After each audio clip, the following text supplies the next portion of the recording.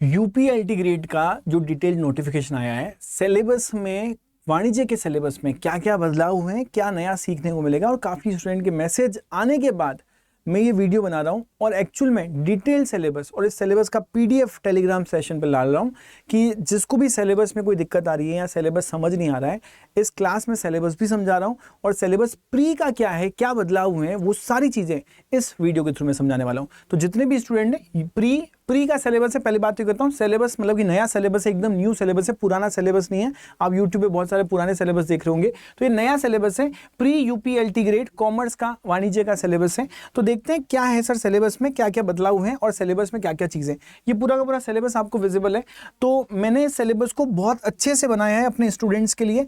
क्या क्या है इसके अंदर, डिटेल बातें सारी डिस्कस करूंगा मैं आपको इस सेशन के अंदर। तो सबसे पहले यूनिट 1 रखा गया जिसमें अकाउंटेंसी मतलब लेखा शास्त्र को लिया गया है, ये यूनिट 1 है। ये यूनिट 2 है जिसमें बिजनेस ऑर्गेनाइजेशन और मैनेजमेंट को लिया गया है। फिर हमारे पास यूनिट 3, 4, 5 और 6, थर्ड मतलब कि बिजनेस इकोनॉमिक्स, 4 मतलब कि मनी बैंकिंग, 5 मतलब कि स्टैटिक्स और 6 मतलब कि ऑडिटिंग मतलब कि लेखा परीक्षक की बात की गई है। तो ये सारे यूनिट है। अब इसको डिटेल में एक्सप्लेन करते हैं कि सिलेबस है क्या बदलाव है, पिछली बार क्या नहीं था, इस बार क्या हो गया। तो हमें तो इस बार का ध्यान रखना है क्योंकि वैकेंसी इस बार हम भर रहे हैं। तो 2018 तो 7 साल पुराना हो गया। तो पहली बात तो इस सिलेबस को जब कराया जाएगा, हमारी क्लासेस स्टार्ट हो चुकी है, पेड बैचेस 1 दिन हुआ है, कल से स्टार्ट हो जाएगी। तो उस सिलेबस के अंदर आपको डिटेल सारी चीजें कराई जाएगी, ठीक है। 0 से स्टार्ट किया जाएगा। जिसने काफी टाइम बाद स्टडी की है उसके लिए भी ये पर्टिकुलर चीज समझ में आ जाएगी। अकाउंट्स में देखते हैं तो सबसे पहले हिंदी और इंग्लिश दोनों में, तो आपको टेंशन लेने की जरूरत नहीं है कि कंसेप्ट और प्रिंसिपल्स होंगे। डबल एंट्री सिस्टम क्या है, जर्नल, लेजर, ट्रायल बैलेंस जो कक्षा 11वीं में पढ़े थे, तो 11th का जो कुछ पैटर्न आएगा प्लस 12th का कुछ पैटर्न आएगा अकाउंट्स के अंदर, प्लस उसके साथ ग्रेजुएशन लेवल मतलब कि ग्रेजुएशन लेवल मतलब कि जो भी आपने बीकॉम में, बीबीए में, जहां पे भी कुछ ना कुछ पढ़ा होगा वो सारी चीजें आएगी। Admission, retirement, death of partner, company account में इश्यू ऑफ शेयर कैपिटल, जब हम पूंजी यहाँ पर करते हैं, पूंजी को निगमित करते हैं, शेयर्स को निगमित करते हैं, अंशों का निगमन करते हैं, फॉरफीचर शेयर्स को जब्त करना करते हैं, रॉयल्टी क्या होता है, डिपार्टमेंटल अकाउंट क्या होता है, हायर परचेज क्या होता है, वो सारी।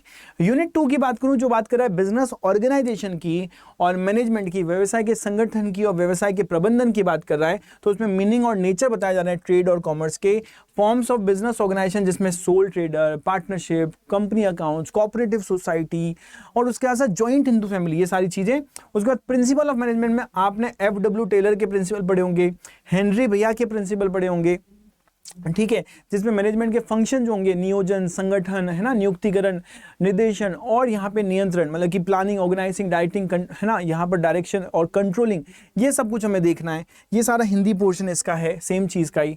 फिर बिजनेस इकोनॉमिक्स में हमारे पास आता है law of diminishing marginal utility क्या होती है, यहाँ पे हमारे पास लॉ ऑफ डिमांड क्या होता है, price determination, perfect and monopoly market क्या क्या होता है। मनी बैंकिंग की बात करें तो डेफिनेशन क्या क्या है, स्कोप क्या है, फंक्शन ऑफ मनी क्या है, जिसमें कैपिटलाइजेशन क्या होती है, सोशल इकोनॉमी क्या होती है, थ्योरी ऑफ मनी क्या क्या होता है उसको हम समझेंगे। बैंक्स के टाइप, RBI कौन सा बैंक है, सेंट्रल बैंक कौन सा होता है, कॉमर्शियल बैंक कौन सा होता है, डिजिटल पेमेंट्स क्या क्या होती है, वो सारी चीज़ हम समझेंगे। स्टैटिक्स की बात करें जहाँ पे हम सांख्यिकी की बात करते हैं, तो ये भी एक अच्छा पोर्शन है जिसमें से थ्योरी प्लस न्यूमेरिकल का आपको क्वेश्चन मिलेगा।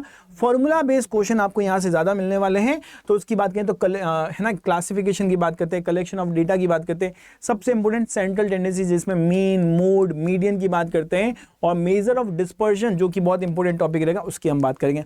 ऑडिटिंग की हम बात करें तो यहाँ पे आएगा डेफिनेशन, जहाँ पे हमारे पास importance, meaning, types, vouching, types of vouching क्या है, इंपोर्टेंस क्या है वाउचिंग की, प्राइमरी बुक्स कौन कौन सी होती है, वो सारी चीज़ें यहाँ पे आएगी। तो आपने देखा, अब अगर आपके माइंड में है ना थोड़ा सा संशय होगा कि सर ये जो पर्टिकुलर सिलेबस है इसमें थ्योरी कहाँ से आएगा, प्रैक्टिकल कहाँ से आएगा, न्यूमेरिकल कहाँ से आएगा, कितना क्वेश्चन बनेगा, तो मैं आपको बता दूं पहली बात तो यहाँ से हमारे पास प्रैक्टिकल आने वाला है। फर्स्ट वाले से ज़्यादा मैक्सिमम आपसे प्रैक्टिकल क्वेश्चन पूछे जाएंगे। यहाँ तो मिलेगा ही मिलेगा, थ्योरी भी मिल सकती है बट ज़्यादा आपको प्रैक्टिकल मिलेगा।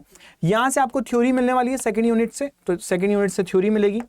थर्ड यूनिट की बात करें तो बिजनेस इकोनॉमिक्स से यहाँ पे आपको प्रैक्टिकल प्लस थ्योरी के क्वेश्चन मिल जाएंगे, कुछ प्रैक्टिकल प्लस थ्योरी, मतलब क्योंकि जो थ्योरी के क्वेश्चन होते हैं इकोनॉमिक्स के, मैं उनको थ्योरी मानता हूँ, मतलब प्रैक्टिकल मानता हूँ।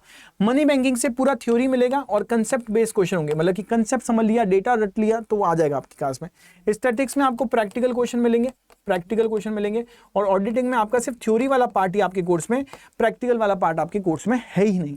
तो ये आपके पास है, पहले था बट अब नहीं, ऑडिटिंग के अंदर थ्योरी वाला पार्ट ही कोर्स में है, ये थोड़ा सा बदलाव है, आपको ध्यान रखना है। ओके, तो ये सारी चीजें। उसके अलावा मैं अगर आपको बताऊं कि अगर आप नेगेटिव मार्किंग की बात करें तो हर एक राइट आंसर के लिए 120 नंबर का पूरा है। ये जो पूरी चीज है ये 120 नंबर का सिलेबस है, और जो 30 नंबर है आपके पेपर 1 है, तो 120 मार्क्स का पूरा सिलेबस जो है, नया सिलेबस जो है वो मैंने आपके साथ शेयर कर दिया है। जिन स्टूडेंट को नहीं पता है वो प्लीज इसको ध्यान में रखें और इसको अच्छे से स्क्रीनशॉट ले लें। मैं हट जाता हूं एक बार के लिए, इसको आप स्क्रीनशॉट भी ले सकते हैं और अपने नोटबुक में नोट डाउन भी कर सकते हैं। ठीक है, और टेलीग्राम में इसका आपको पूरा का पूरा लिंक भी मिल जाएगा, पीडीएफ भी मिल जाएगा।